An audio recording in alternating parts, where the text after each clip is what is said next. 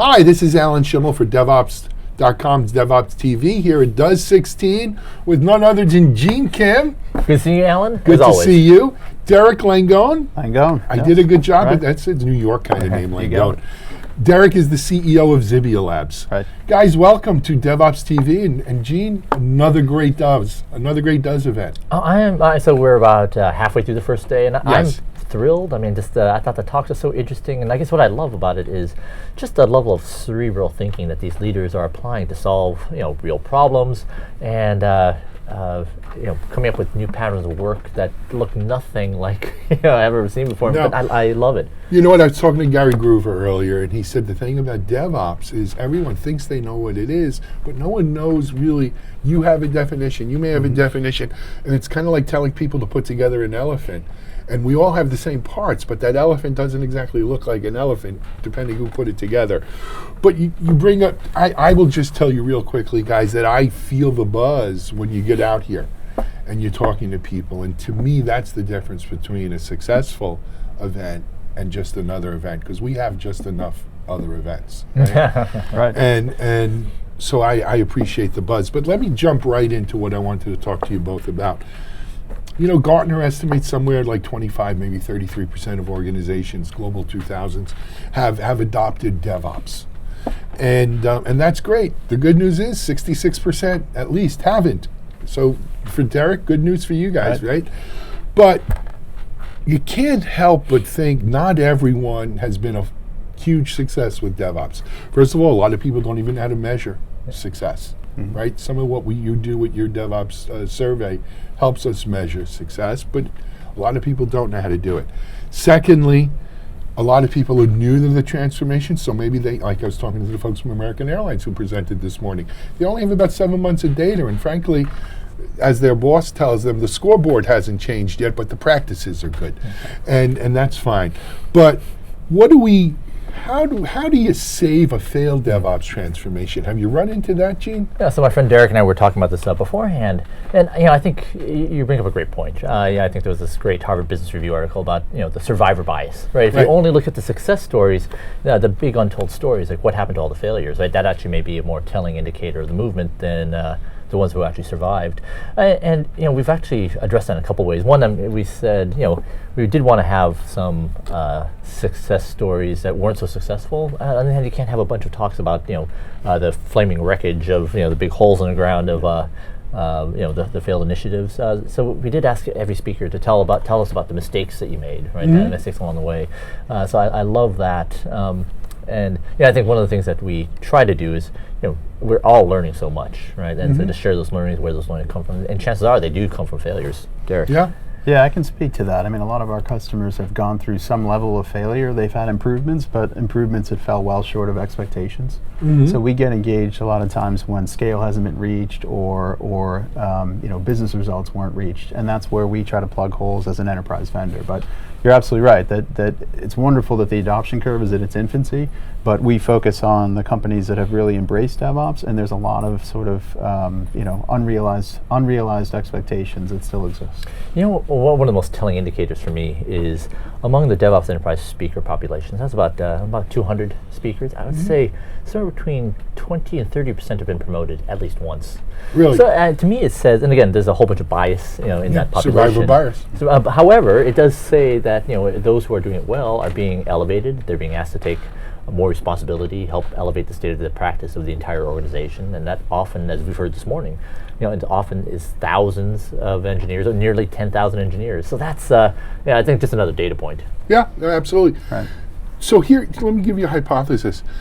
I think it's more important for someone who is at a DevOps or is leading or part of a DevOps transformation that is not killing it, right? To come to this event and to network with the people we see here than it is to have a group of the cool kids who are killing it, right? And kind of all patting each other on the back. What besides that though, what else can they do to turn it around? What else can they do to make it successful?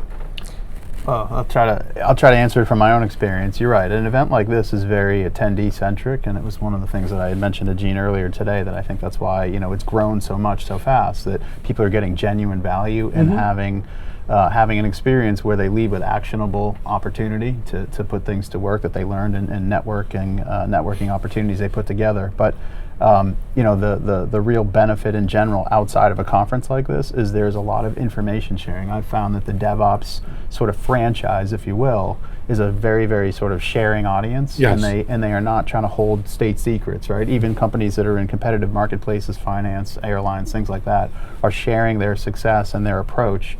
And there's some consistent adoption across multiple companies because of that sort of above board sharing. In fact, I mean, here's another concrete manifestation of that. There's an amazing presentation being given by the team from Northrop Grumman and Lockheed Martin. Really? It was a joint submission Yeah. by essentially two competitors in the marketplace. Yeah. And boy, talk about getting your attention, right? Yeah. So it's just the fact that they would actually jointly present on this problems that they're having internally, but also their desire to reshape how large-scale programs are done when they're funded by the government. space. Oh yeah, so it's just Absolutely. there's so many. I'll give you another example of that, Derek, and this is even true in Xebia Labs, and that is in the DevOps vendor space.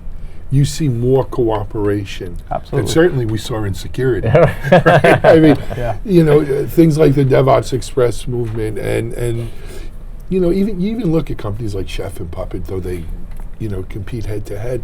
You don't have, there is a sharing, there is sort of this, what's good for the common good of the market, if you will. There's definitely some of that, and I think there's an awareness by every vendor that there's multiple technologies that need to be deployed in order to effectively deliver DevOps for an enterprise.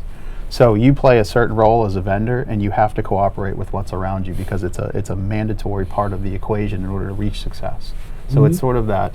It's not all campfires and holding hands, but it is really a situation where, a rising tide lifts all boats. And really, as a vendor, you try to sort of, approach your business that way, understanding that if you can stay sort of an inch wide and a mile deep, you're going to be a really effective best-of-breed technology surrounded by others of the same status. Absolutely. Gene, we had John Willis in here before you guys were in, and we were talking about Beyond. Yeah, it was tough. Beyond the Phoenix Project. This sounds like a great, and I know you guys spoke about it on stage this morning. Yeah, I think it goes to your point. I mean, like so many things in life, who your peer group is, I think has this very disproportionate effect on outcomes. Yeah. Right? I mean, I love that phrase. You're only as smart as My mom always told me that. Yeah, it's so great. And I think whether it's within the practitioner community, the vendor community, the whole ecosystem around it. I mean, it is just amazing to see these kind of ad hoc collaborations that come. In fact, there was a story about one of these DevOps Enterprise Summits. A large retailer and a large media company realized that they were both working on hardening point of sale systems, and they ended up spending a week together with the two engineering teams, creating IP that's open source, saying point of sales, hardening them is not a competitive advantage. How do we work together on this? I think that I just found dazzling because I never would have imagined that 10 years ago, and I think that's just probably one of 100 amazing things that's coming out whenever you have a gathering like this. Sure. And so that brings me to a question I wanted to ask both of you, because I think you'll have different visions here. So Gene, you're the founder of this, right? Of the DevOps Enterprise Summit. What's your goal? I mean, it's nice to make money, don't get me wrong, but it's not about the money really. What's your goal? Is it to bring about that kind of collaboration?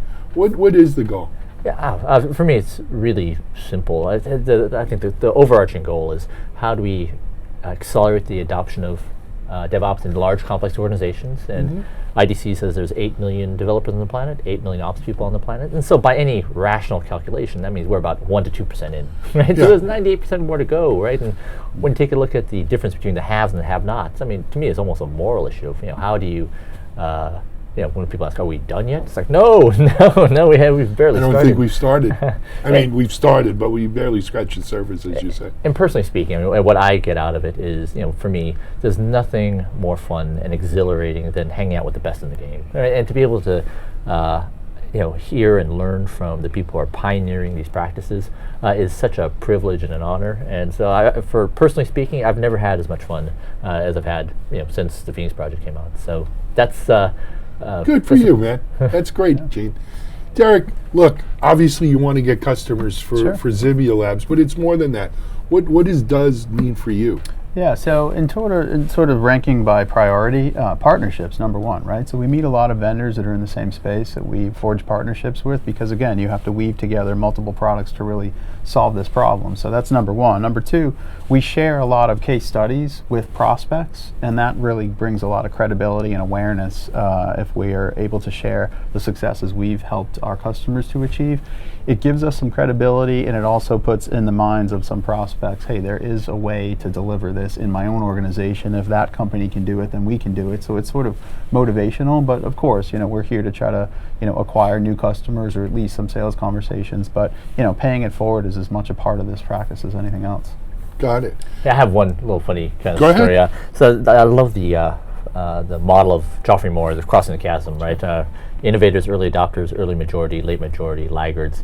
And I think one of the pithiest things that I heard someone say was, the early majority by the book are the people who realize DevOps is an opportunity to get ahead. And then we know we're in late majority when people realize that if they don't do DevOps, then they're going to get fired, right? So I think that's DevOps or die. DevOps or die. Right? That's exactly it. We're doing a panel like that. I forgot what show I'm doing it at, but I'm on a panel called DevOps or Die. Anyway, guys, I was looking at my watch. We're about at the end of our time. All right. I want to thank you both for appearing here today. Gene, man, it's always a pleasure, number one, to see you, always. hang out. But you did a great job. You did a good thing here, Gene. Oh, we haven't got 2.5 more days left to go. What are you talking about? Yeah, well, we'll talk more, but I see it. Yeah, no, it's all good. Derek, continued success with Xebia Labs. We report a lot on Xebia, works with us at DevOps.com, obviously, and happy. It's a great organization. Good stuff. Good market. We're enjoying ourselves, but thank you for having us Good. today. Thank you both, gentlemen. Enjoy the rest of Does. All right. Thank you. All right. Great seeing you, Derek. Great seeing you. This is Alan Schimmel for DevOps.com's DevOps TV at Does San Francisco 2016.